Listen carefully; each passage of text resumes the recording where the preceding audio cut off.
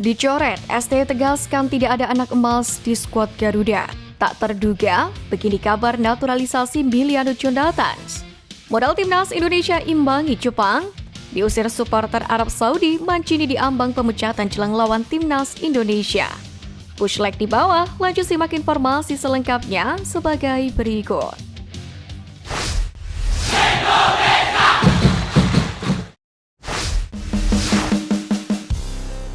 Diusir supporter Arab Saudi, Mancini diambang pemecatan jelang lawan timnas Indonesia.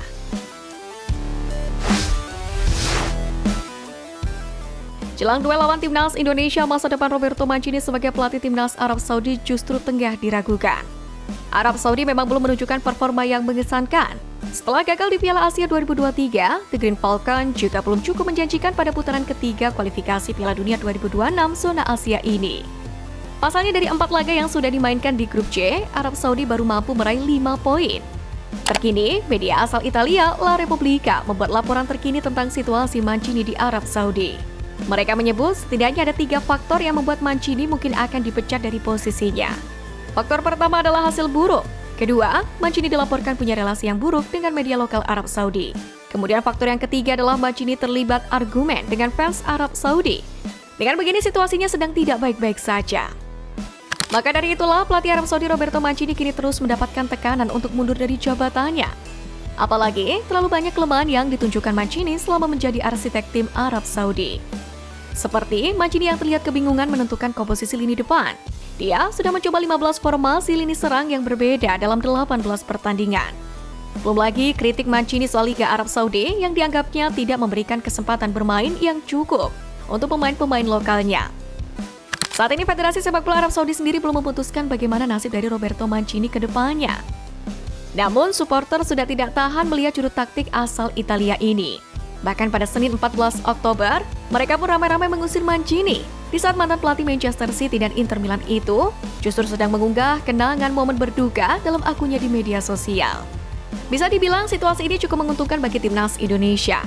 Jika tidak ada keselarasan dan keharmonisan antara pelatih, pemain, federasi, dan pendukungnya, disitulah letak celahnya. Apalagi laga mendatang akan menjadi laga kandang buat timnas Indonesia. Tentu 3 poin diharapkan bisa dikantongi oleh pasukan STY atas Arab Saudi.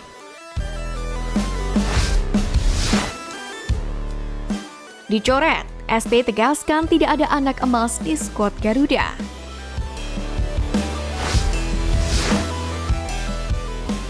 Kekalahan timnas Indonesia atas Cina membawa beberapa supporter mempertanyakan beberapa keputusan STY, tak terkecuali terkait pemilihan pemain, yang kemudian banyak suara sumbang di belakangnya, seperti tagar #STYOut sampai anak emas muncul kembali ke permukaan. Namun dalam sesi tanya-jawab dengan supporter timnas Indonesia, pelatih berkebangsaan Korea Selatan ini tegas menyatakan bahwa tak ada pemain emas di timnas Indonesia. Ia menjelaskan bahwa semua pemain mendapatkan perlakuan yang setara. Sintayong sendiri mengatakan bahwa ia selalu memberikan motivasi kepada siapapun pemain yang berjuang demi merah putih. Saya selalu memberi motivasi kepada siapapun pemain untuk berkorban demi negara, kata Sintayong. Sementara itu terkait pemilihan 11 pemain pertama saat melawan Cina, STY menjelaskan bahwa pemilihan starting 11 timnas Indonesia berdasarkan kondisi dan situasi lawan yang dihadapi.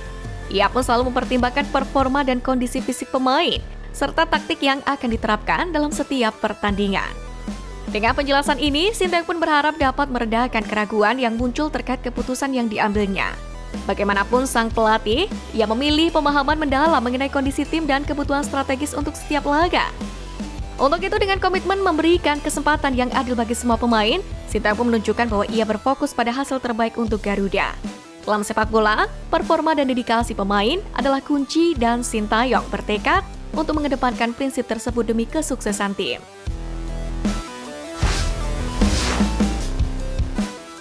Modal timnas Indonesia imbangi Jepang. Pertama, supporter.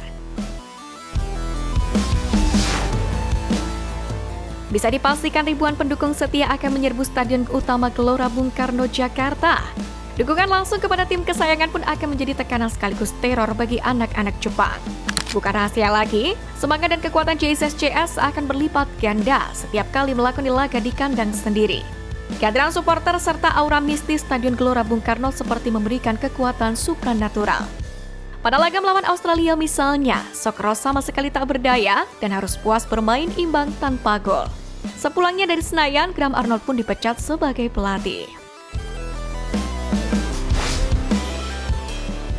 Kedua, naturalisasi baru.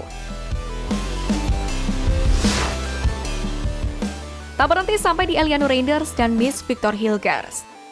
PSSI pun rencananya akan menaturalisasi pemain keturunan lainnya, dan satu di antaranya yang paling santer diwartakan adalah Kevin Dix. Kevin Dix, pemain bertahan yang kini merumput bersama raksasa Denmark Copenhagen, diharapkan bisa diturunkan saat menantang Jepang pada 15 November. Selain Kevin Dix, PSSI juga sudah mengantongi sejumlah nama pemain keturunan yang juga akan segera dinaturalisasi.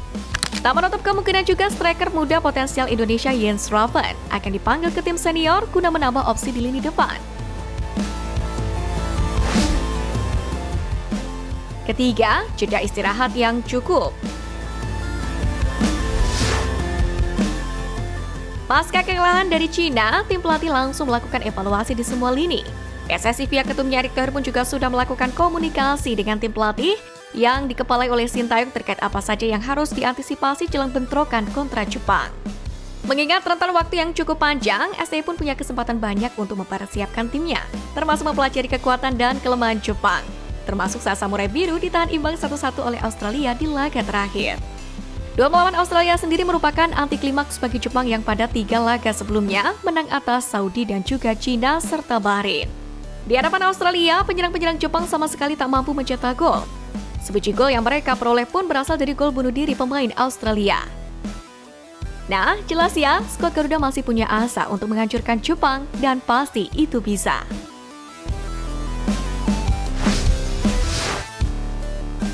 Tak terduga, begini kabar naturalisasi Miliano Jonathans.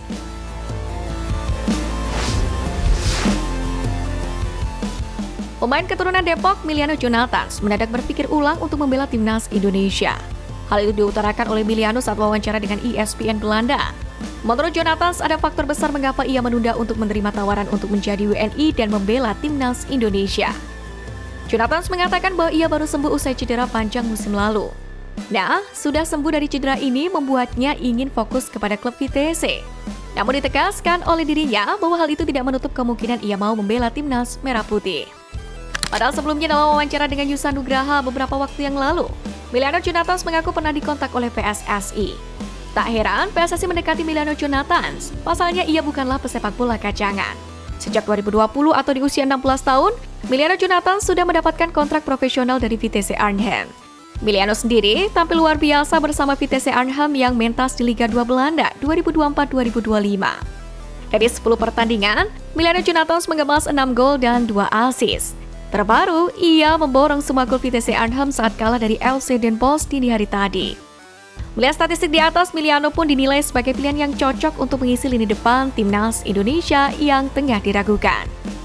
Di sisi lain, sesuai dengan regulasi, bagi pemain yang sudah mencatatkan caps bersama tim nasional kelompok umur, Miliano Jonathans sendiri baru bisa memperkuat timnas Indonesia 3 tahun ke depan. Dan melihat gelagat yang ada, Miliano sendiri diprediksi condong memilih timnas Belanda U21 ketimbang timnas Indonesia senior. Untuk itu menarik untuk dinantikan apakah keputusan yang akan diambil oleh Miliano Jonathans.